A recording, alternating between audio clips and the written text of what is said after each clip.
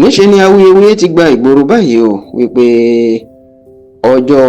àbámẹ́ta ti ṣe ọjọ́ sátidé ọ̀sẹ̀ tí a wà nínú ẹ̀ yìí èyí tí yóò jẹ́ ọjọ́ kẹtàdínlógún nínú oṣù kìíní ọdún 2026 the 17th of January 2026 ó ní gbajúgbajà sọ̀rọ̀sọ̀rọ̀ ìlú Ìbàdàn ní ìpínlẹ̀ Ọ̀yọ́ ni tó tún jẹ́ ẹlẹ́yinjú àánú olùrànlọ́wọ́ ọmọnìyàn àti ajàfẹ́tọ̀ọ́ ọmọnìyàn ìyún Alhaji Oríyọmí Hamzat iná mà ní bàbá náà yóò kéde fún ipò gómìnà ìpínlẹ̀ Ọ̀yọ́ ìyún pé yóò kéde fún gbogbo ará ìpínlẹ̀ Ọ̀yọ́ pé òun yóò nífẹ̀ẹ́ láti díje du ipò gómìnà náà ní ọdún 2027 tó ń bọ̀ yìí tó sì ní pápá àṣírí ńlá Ọbáfẹ́mi Awólọ́wọ̀ Stadium tó wà ní ìlú Ìbàdàn ẹni Oríyọmí Hamzat ẹni ó ti kéde lójú gbogbo àwọn ọmọ bíbí ìpínlẹ̀ Ọ̀yọ́ pàápàá àwọn ọmọ bíbí ìlú Ìbàdàn nílé Olúyọ̀lé ọmọ àjòròsùn tó jẹ́ olú ìlú ìpínlẹ̀ Ọ̀yọ́ pé òun ṣetán láti di ẹni àkọ́kọ́ ní ìpínlẹ̀ Ọ̀yọ́ òun sì ṣetán láti tukọ̀ ìpínlẹ̀ Ọ̀yọ́ débùté ògo lásìkò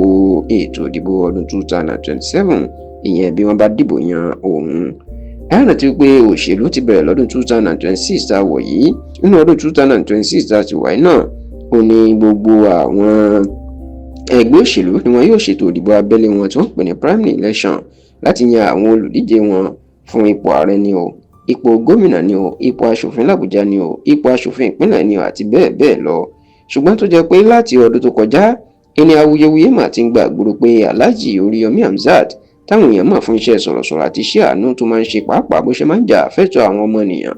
ẹni ìròyìn máa jáde wípé bàbá náà ó fẹ́ ṣe gómìnà ìpínlẹ̀ Ọ̀yọ́ ibi tí awuyewuye ọ̀hún sì ti bẹ̀rẹ̀ ní àwọn ẹgbẹ́ kan tí wọ́n ń pe ara wọn ní Ọ̀yọ́ ń pè ọ́ tí wọ́n bẹ̀rẹ̀ sí ní máa ṣe ìpolongo wípé Oríyọmí Hamzat gan làwọn fẹ́ láti wá ṣe gómìnà ìpínlẹ̀ Ọ̀yọ́ àti pé òun ló kújú òṣùwọ̀n jù látìgbà tí ìròyìn ti wá ń jà rìnrìn níṣẹ́ ni Oríyọmí Hamzat kò jáde sọ̀rọ̀ pé òun yóò díje lóòótọ́ ṣùgbọ́n tí gbogbo àwọn ìṣesí àti àwọn ìgbésẹ̀ tó fi hàn pé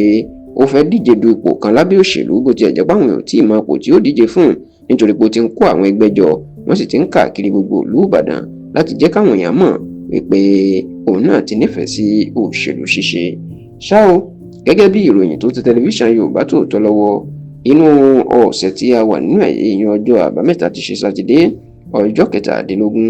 oṣù kìíní ọdún tá a wà yìí 17th of January 2026 ìnáni Oríyọmí Hamzat yóò kéde ní pápá àṣírí Ọbáfẹ́mi Awólọ́wọ̀ Stadium ní ìlú Ìbàdàn pé òun yóò díje du ipò gómìnà ìpínlẹ̀ Ọ̀yọ́ lọ́dún 2027 bí nǹkan mi ò bá sì tún dàrú agbègbè gbogbo ètò ni wọ́n ti ṣe Oríyọmí Hamzat àti gbogbo àwọn olólùfẹ́ kan pàdé lọ́jọ́ àbámẹ́ta ti ṣe sátidé ọ̀sẹ̀ tí a wà nínú ẹ̀ náà.